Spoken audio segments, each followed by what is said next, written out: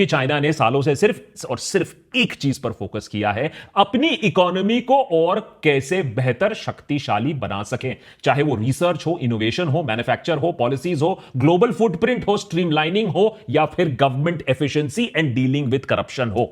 लेकिन यही चीज कहीं ना कहीं भारत में नहीं हो पाई। मेक इन इंडिया एक अच्छी पहल थी, लेकिन जुमलों के बाजार में कहीं खो गई।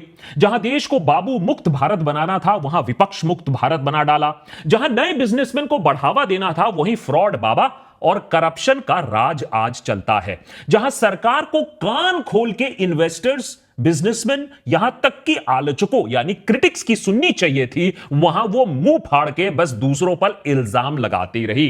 कभी बाबर, कभी औरंगजेब, और कभी नेहरू, या फिर कभी गांधी परिवार। कभी यह नहीं सोचा कि पुरानी बातें, अच्छा चलो गलत हुआ छोड़ देते हैं, अब यह देखते हैं कि 10 सालों में हमने क्या किया। आज की स्टॉक मार्केट जो क्रैश हुई है वो कोई नई बात नहीं है और उसे कोई रोक नहीं सकता था। यह तो ट्रंप अंकल की देन है। लेकिन पिछले 6 महीनों से जो स्टॉक मार्केट ताबड़तोड़ 13,000 पॉइंट्स नीचे गया है, उसमें सबसे बड़ा हाथ हमारा ही है। ना चाइना, ना रशिया, ना कोविड, ना यूक्रेन। इसीलिए जब पीयूष गोयल जी ने भारत की तुलना चाइना की कंपनीज के साथ की, तो लगा कि चलो अब कम से कम कोई तो कड़वे सच को देख रहा है, उसके बारे में बात कर रहा है। क्योंकि अगर आप अपने दुश्मन की खूबियां को पहचान पाओ और उससे सीख ले पाओ, तो आपको कोई नहीं रोक सकता है। I know at least 3 or 4 billionaires. Healthy ice cream, zero gluten free, whatever, I don't know. We are vegan. ये सब शब्द लगा के अच्छी पैकेजिंग करके हम स्टार्टअप बोलते हैं अपने आप को। ये स्टार्टअप नहीं है, ये एंटरप्रेन्योरशिप है। दूसरी तरफ सेमीकंडक्टर्स में ग्रोथ हो रही है, आर्टिफिशियल इंटेलिजेंस खुद की अपने देश की बन रही है लोगों की। They are investing heavily to become self reliant, building chips, AI models which will prepare the nation for the future. Bharat ने क्या करना है? आइसक्रीम बनानी है या चिप्स बनाने हैं? अमन गुप्ता, शार्क टैंक में जरा चेंज करो अपने पर्सपेक्टिव्स को। गोयल जी के बातों पर ऑडियंस ने खूब ताली मारी, क्योंकि बात भी सच ही है। चाइना आज कहां चले गया है? वो तो आज इंडिया को अपना राइवल, अपना कॉम्पिटिटर भी नहीं मानता है। वो तो लगा पड़ा है अमेरिका को हराने में। लेकिन कहीं ना कहीं गोयल जी के इस सडन रियलाइजेशन में भी एक फकीरी ही थी, पॉलिटिकल सर्वाइवल आप बोल सकते हैं। क्योंकि उनको अच्छे से मालूम था कि अच्छे दिन नहीं आने वाले हैं, अब बुरे दिन आने वाले हैं, और एक नए विलेन की तलाश अब शुरू हो चुकी है। अपनी नाकामियां छुपाने के लिए किसी पर तो ये सब फोड़ना पड़ेगा। तो हाजिर हो गया है अब नया विलेन, इंडियन स्टार्टअप इकोसिस्टम। वही इकोसिस्टम जिसका क्रेडिट मोदी जी सिर्फ 1 साल पहले लेते लेते थकते नहीं थे। आज स्टार्टअप्स के बुरे दिन आ गए हैं, चाइना का पैसा चले गया है इन्वेस्टमेंट का, तो उनको खरी खोटी सुना दो। गोदी मीडिया भी इस मामले को फटाफट पकड़ ली। That when we talk about startups, we talk about Swiggy, Zomato, Zepto. I mean, what's creative in delivering food faster or delivering soap faster to your house? There's nothing creative about it. Nothing creative about it. But we've celebrated these companies because we celebrate the culture of making money. We are not celebrating true innovation. अब इसमें कोई छुपाने की बात तो है नहीं कि हमारे स्टार्टअप ज्यादातर food delivery, betting, fantasy sports, astro apps बनाते हैं, जबकि China EV, battery tech, semiconductors, AI, quantum computers, rockets में निवेश कर रही है। लेकिन क्या हमारे यूनियन मिनिस्टर पीयूष गोयल को यह बात पहले से मालूम नहीं था? अरे सरकार के पास खुद 1.57 लाख स्टार्टअप्स की पूरी डेटाबेस है, और वो डेटाबेस बताती है, सालों से बताती है, कि करीबन सिर्फ 1000 के आसपास डीप टेक कंपनीज हैं हमारे देश में। उसमें भी कोई मेगा सक्सेसफुल आज तक हुआ नहीं है। तो कोई नई चीज तो पता चली नहीं गोयल जी को। Don't get into those maths. नहीं पीयूष जी, मैथ्स में तो घुसना पड़ेगा। आज शुरुआत आपने की थी हिसाब मांग के, तो अब बस गणित सुनने के लिए भी तैयार हो जाइए। की क्षमता रखिए कि कुछ हार्ड नंबर्स और फैक्ट्स भी आप सुन पाओ। भारत मंडपम पर आप ही ने चाइना वर्सेस इंडिया का बोर्ड लगाया, अच्छी बात है। अरे चाइना हमसे बाजी कैसे मार ले रहा है, उसको एडमिट करना, उसको पहचानना अच्छी बात है। ये गुप्ता जी को शार्क टैंक में अपना नजरिया बदल लेने को कहना, वो भी अच्छी बात है। लेकिन आपके नजरिए का क्या गोयल जी? आपकी नाकाबिलियत का क्या गोयल जी? ये जो आप अपनी अड़ियलपंथी पर लगे पड़े रहते हो, सुनने को तैयार नहीं रहते हो, दूसरों को बस सुनाते रहते हो, दबाने का जो कल्चर है, उसका क्या गोयल जी? Don't get into those maths. अरे गोयल जी, मैं मैथ्स में ना घुसूं, लेकिन लोग इस मैथ्स में घुस चुके हैं, यह बात आप समझ लीजिए, क्योंकि एक इस बयान के बाद खूब बखेड़ा खड़ा हो गया है। स्टार्टअप कम्युनिटी ने बोला ये क्या हो रहा है, ये तो आप जले पैर नमक छिड़क रहे हो। जहां एक साइड पर करप्शन, रेड टेप, बाबूगिरी से हमारे हाथ पीछे बंधे हुए हैं, फिर आप हमसे पूछ रहे हो कि दौड़ अच्छी तरीके से क्यों नहीं लगा रहे हो। Don't get into those maths. अबे रुकिए तो पीयूष जी, ईडी बाद में भेज दीजिएगा, उससे पहले देश का कुछ भला हो जाए तो वही सही। अमन गुप्ता गोयल जी का बचाव करते हुए कहते हैं, it is not every day that the government asks founders to dream bigger. वाह, कह दिया मंत्री जी ने, कितनी बड़ी बात हो गई। लेकिन सवाल यह उठता है कि आखिर सरकार क्या फाउंडर्स को ड्रीम बिग करने को बोलता रहेगा, या ड्रीम बिग करने के लिए खुद भी कुछ काम करेगा। कुछ टाइम पहले निर्मला ताई ने भी यही कांड किया था, प्राइवेट कंपनीज को डांट फटकार लगा दी, खरी कोटी सुना दी। I want to hear from the Indian Inc. What's stopping you? When countries and industries abroad think this is the place to be in now, at this time, FDIs are coming, FPIs are coming, it's all, the stock market is so confident, the Indian retail investor believes in them. Is it like Hanuman, you don't believe in your own capacity? शायद इसलिए क्योंकि जो private sector है उसे अच्छे से देश की जमीनी हालत के बारे में मालूम है, और ये जानते हैं कि वो धर्म को आप पॉलिटिकल टूलकिट बनाकर वोट तो बटोर सकते हो, इलेक्शन जीत सकते हो, लेकिन देश को आगे बढ़ा नहीं सकते हो। हाल अब यह हो गया है कि सरकार के खास गोयल जी की आलोचना कर रहे हैं मोहनदास पाय, फॉर्मर सीएफओ ऑफ इंफोसिस और एक प्रोमिनेंट इन्वेस्टर और सरकार के बहुत बड़े सपोर्टर। अब कहते हैं कि ऐसे कंपनीज का मजाक उड़ाना अच्छी बात नहीं है। अरे पीयूष गोयल ने खुद क्या किया है टेक स्टार्टअप्स को ग्रो करने के लिए? लगे हाथ 10 चीजें भी गिना दी सरकार को, जहां सरकार को ऑप्शन रहते हुए, अपॉर्चुनिटी रहते हुए उन्होंने स्टार्टअप्स को हेल्प नहीं किया। चाहे वो एंजल टैक्स का मामला हो, रेमिटेंस इन्वेस्टमेंट का मामला हो, इंडाउमेंट रिस्ट्रिक्शन का मामला हो। अब ये सब सुनकर पीयूष जी बोलेंगे, Don't get into those maths. नहीं पीयूष जी, कहीं ये तो नहीं कि आप ही की बातों में दोगलापन है? नहीं तो आप बताइए, अश्नीर ग्रोवर क्या ऐसा बोलते कि the only people in India who need a reality check is its politicians, everyone else is living in the absolute reality of India. Grover ji ने गोयल को सलाह दी कि शायद टाइम आ गया है कि पब्लिक डिस्कोर्स को हिस्ट्री से साइंस में आप बदल दीजिए।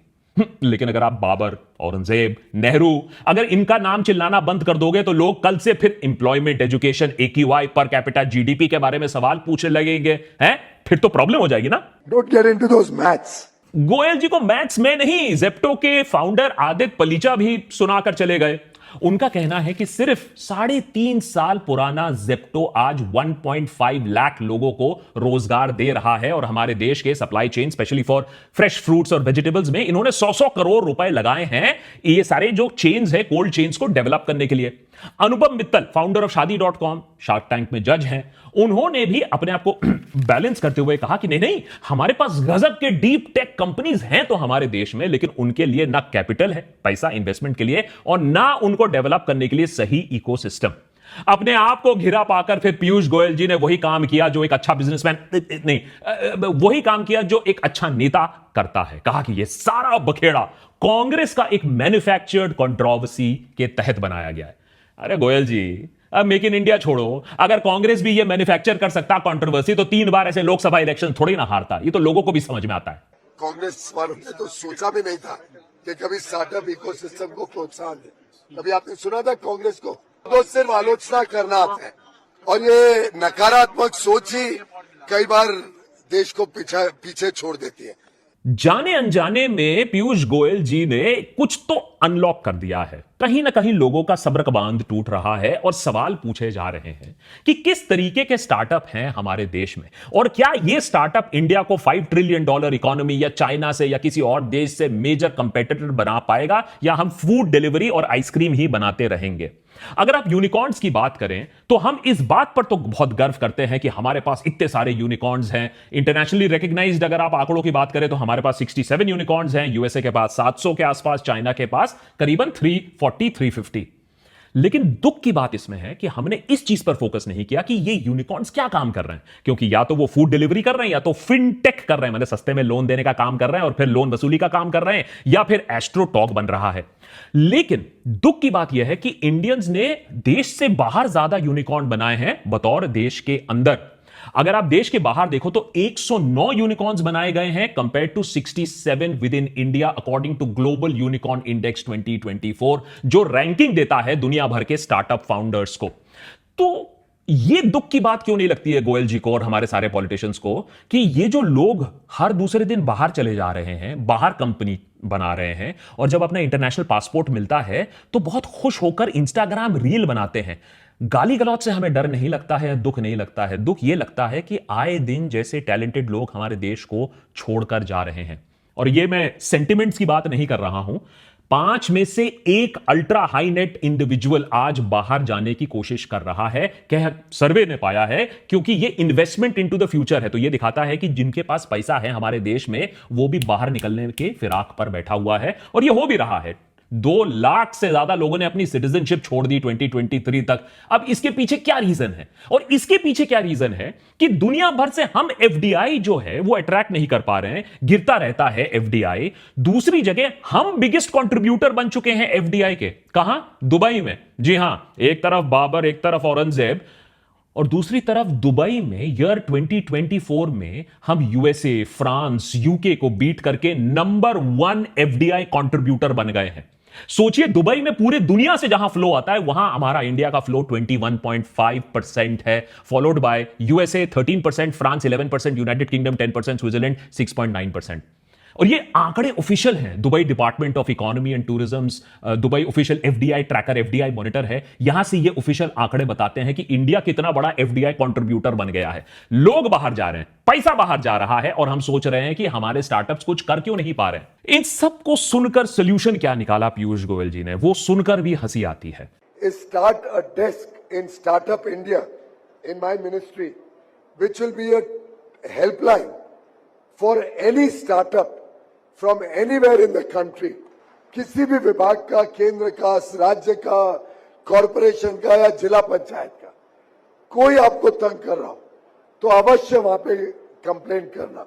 ये हुई ना मास्टर स्ट्रोक वाली बात। कौन से बाबू ने ऐसे सोल्यूशन उठा के दिए हैं कि 19th सेंचुरी सोल्यूशन की हम एक हेल्पलाइन लगा देंगे। मैंने सरकार को आज भी लगता है कि प्रॉब्लम बस अगर सरकार को पता चल जाए तो चुटकी में प्रॉब्लम सॉल्व हो जाएगी। सरकार परफेक्ट है, सरकार में कोई खोट नहीं है, प्रॉब्लम लोगों में और कंपनियां में है। हां, अगर आप सरकार को बता दोगे तो हम चंद मिनटों में आपकी प्रॉब्लम सॉल्व कर देंगे। मेरा कहना यहां देशभक्त पर कुछ अलग है।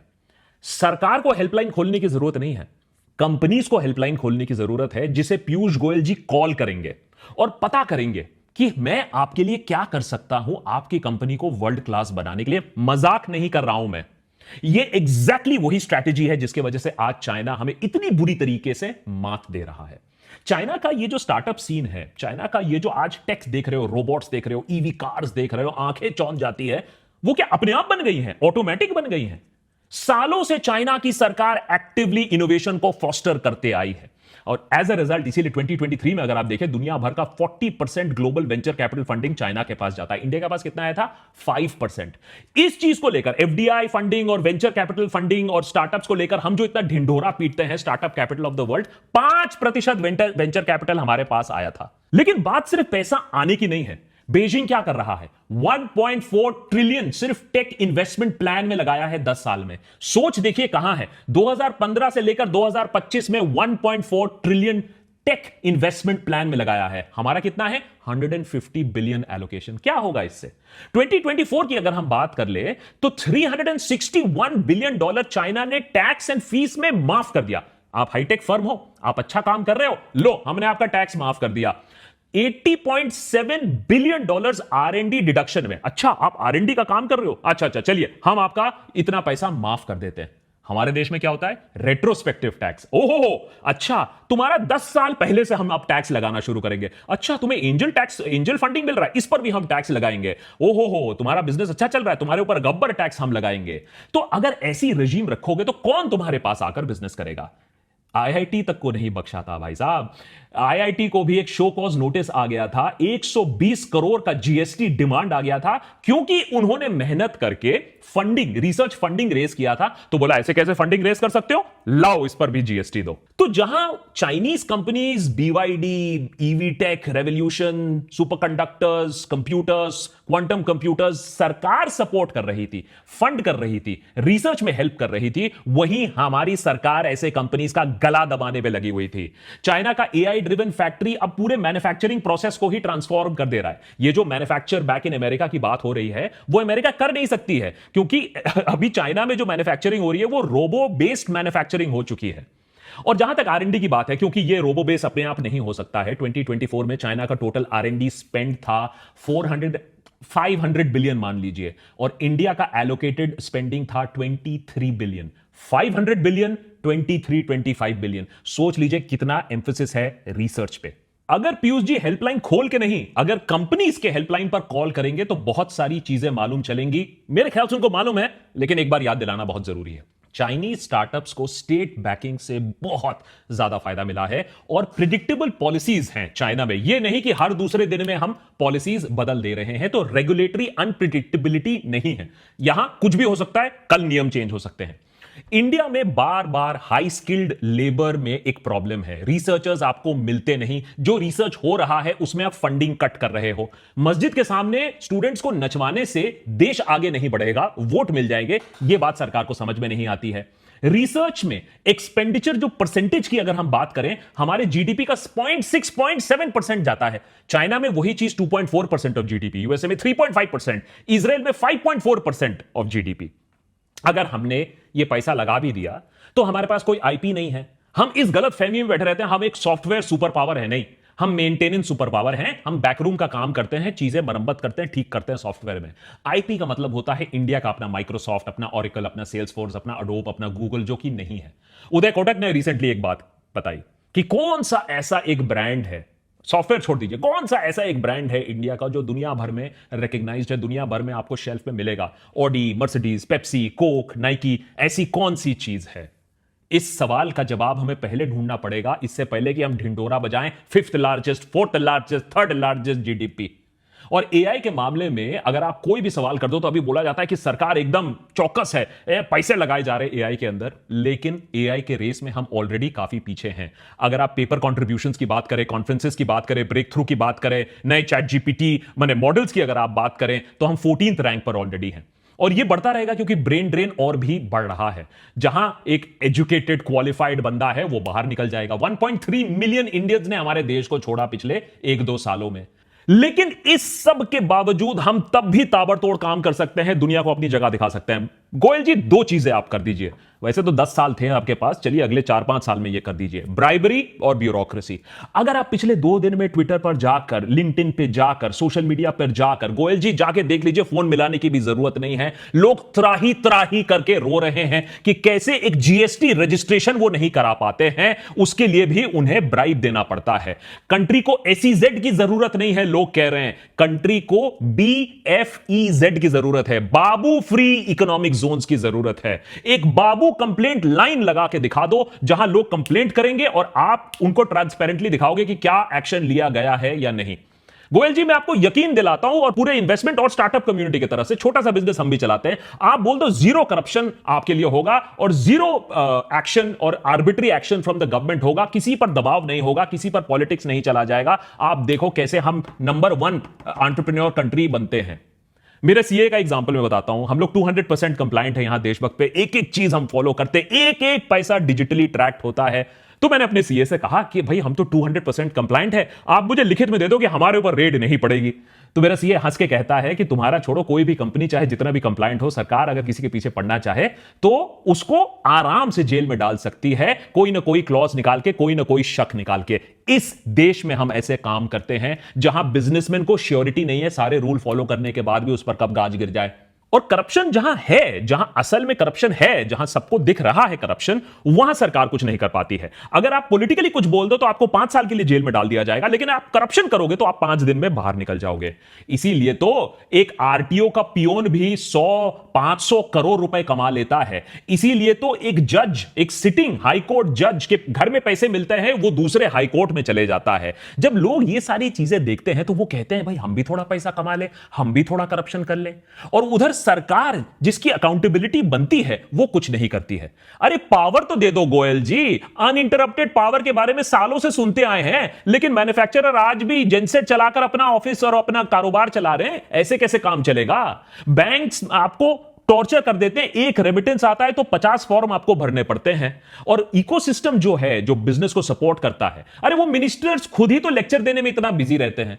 गोयल जी, मैंने तो यह सुनने में आया है कि जो सरकार को प्रेजेंटेशन जब कोई देने जाता है तो प्रेजेंटेशन साइड में रख दिया जाता है, दूसरी बातें ज्यादा होती हैं। ऐसा क्यों है कि सरकार सुनने की कोशिश नहीं करता है? और land clearance, pollution board, factory licence, NOC, power approval, इसके बारे में अगर मैं ना ही बात करूं तो अच्छा है। गोयल जी, ऑनेस्टली जाकर कभी बिजनेसमैन के साथ बैठकर खुले में बात करिएगा, वो आपको सारी चीजें बता देंगे, अगर उनको डर ना लगे ईडी का। नेट पिछले 2-3 दिनों में तो जो देखकर समझ में आया, लोगों से बात करके समझ में आया कि भैया आपको ब्राइब तो देना ही पड़ेगा, रिश्वत देना ही पड़ेगा, तभी आपका काम होगा। गोयल जी, चाइना तो छोड़ो, लोग ये कह रहे हैं ईपीएफओ वेबसाइट आप चला लो, बाकी सब कुछ हम देख लेंगे। 66% ऑफ बिजनेसेस इन इंडिया कहते हैं कि उन्होंने ब्राइब्स दिया था टू अवेल गवर्नमेंट सर्विसेज। ये रिपोर्ट्स दिखा रही हैं कि लैंड रजिस्ट्रेशन, कंस्ट्रक्शन, परमिशन में हर जगह रिश्वत देनी पड़ती है। और इंडिया की रैंकिंग अगर आप देखें, 96 आउट ऑफ 180 कंट्रीज है इन करप्शन परसेप्शन इंडेक्स। अब आप बोलोगे ये तो सोरोस की साजिश है और मामला वहीं खत्म हो जाएगा। चाइना ने करप्शन को खत्म करने के लिए कड़े कदम उठाए थे। मैं कोई कैपिटल पनिशमेंट का बहुत बड़ा फैन तो नहीं हूं, लेकिन अगर सरकार लोगों को जो पॉलिटिकली कुछ बोलते हैं उन्हें 5-5 साल के लिए सीएए प्रोटेस्ट के बाद अंदर डाल सकते हैं विदाउट ट्रायल, तो फिर जो करप्ट हैं उन्हें 5-10 साल के लिए अंदर क्यों नहीं डाल सकते? अगर एक आरटीओ कांस्टेबल पाया जाता है बाय ऑल कोर्ट्स कि वो 500 करोड़ का घपला किया है, तो उसे डेथ पेनल्टी क्यों नहीं मिल सकती है? अगर एक हाई कोर्ट का जज अगर गिल्टी पाया जाता है फॉर कैश ट्रांजैक्शंस, तो उसे पनिशमेंट क्यों नहीं मिल सकती है? अगर एक फ्रॉड डॉक्टर 7 लोगों को फ्रॉड ऑपरेशन करके मार डालता है, तो उसे डेथ पनिशमेंट क्यों नहीं मिल सकती है? कहीं ना कहीं एक स्ट्रॉन्ग एक्शन लेने की दरकार है। और अगर आप मुझसे पूछोगे गोयल जी क्या हम कर सकते हैं, मैं बिल्कुल बोलूंगा हम कर सकते हैं, और आप ही की पार्टी सबसे ज्यादा कर सकती है गोयल जी। क्योंकि जिस पार्टी ने राम मंदिर का इशू सॉल्व कर दिया, 370 का मुद्दा कर दिया, वक्फ कर दिया, जो सारी चीजें सालों से अटकी पड़ी हुई थी, आपके सरकार ने कर दिया डूइंग द इम्पॉसिबल, अगर आपने मन बना लिया। सवाल यह है कि आपका मन, आपकी मंशा इस चीज पर है या नहीं है। अगर single minded war strategy focus से अगर हम इस बात पर लड़े तो हमें कोई रोक नहीं सकता है। और मैं ये इसलिए कह रहा हूं क्योंकि ये मार्केट क्रैश शायद टेम्पररी हो, लेकिन इंडिया अब ऊपर जाएगा या नहीं जाएगा, ये स्टार्टअप्स ही हमें अगले लेवल ऑफ ग्रोथ तक ले जाएंगे। अगर आप ये सोच रहे हैं A1 और A2 ले जाएंगे आपको ऊपर और हमें एक वर्ल्ड क्लास इकोनॉमी बना देंगे वर्ल्ड क्लास प्रोडक्ट्स के साथ, तो वैसा होने वाला नहीं है। आशा यही है कि इस चीज को पॉलिटिक्स में ना डालकर, रेट्रिब्यूशन में ना डालकर, बदले की राजनीति में ना डालकर, ईगो का इशू ना बनाकर, ऑनेस्टली हम इस कॉन्वर्सेशन को आगे लेकर देखें कि कहां कहां चाइना सक्सेसफुल हुई है, हम क्या क्या चीजें कर सकते हैं जिससे कम से कम स्टॉक मार्केट जब बाउंस बैक करे तो इंडिया भी सबसे ऊपर में आए, ना कि नीचे।